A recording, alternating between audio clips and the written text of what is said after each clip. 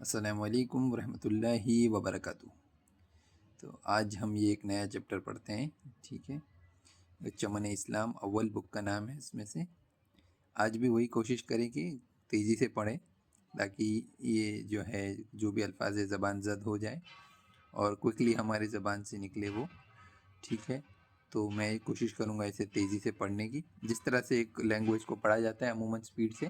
جیسے آپ کو انگریزی آتی ہے تو آپ جو ایک سپیڈ سے پڑھتے ہیں، ہندی آتی ہے تو اسے ایک سپیڈ سے پڑھتے ہیں، یا اپنی جو بھی لینگویج کو آپ پڑھتے ہیں اسی طرح اردو کو بھی ہم چاہیں گے کہ ایک نارمل سپیڈ سے پڑھیں اب، اور اسی کی پریکٹس کرنے کی کوشش کریں، ٹھیک ہے۔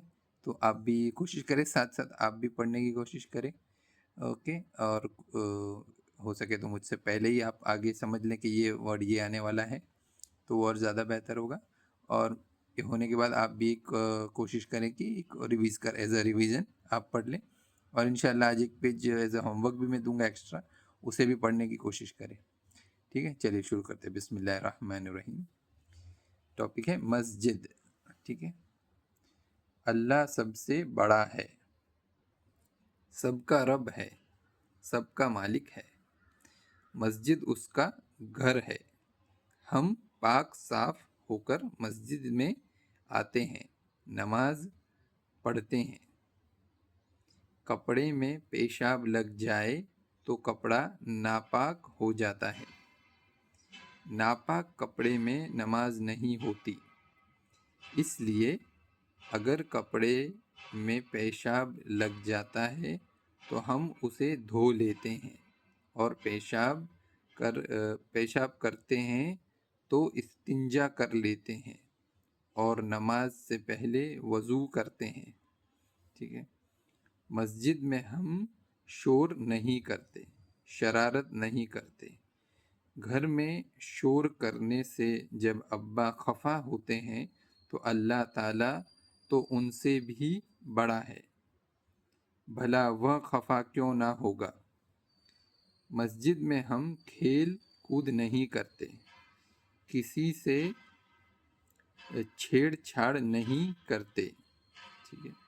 جھگڑا لڑائی نہیں کرتے، سکون سے بیٹھے رہتے ہیں۔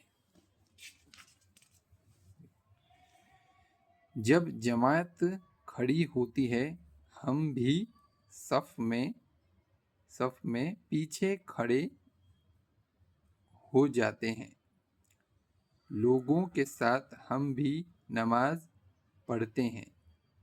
نماز میں کیا کیا پڑھا جاتا ہے، کب پڑھا جاتا ہے، کیسے پڑھا جاتا ہے، یہ سب ہم مولوی صاحب سے پوچھ کر یاد کر لیں گے، ٹھیک ہے۔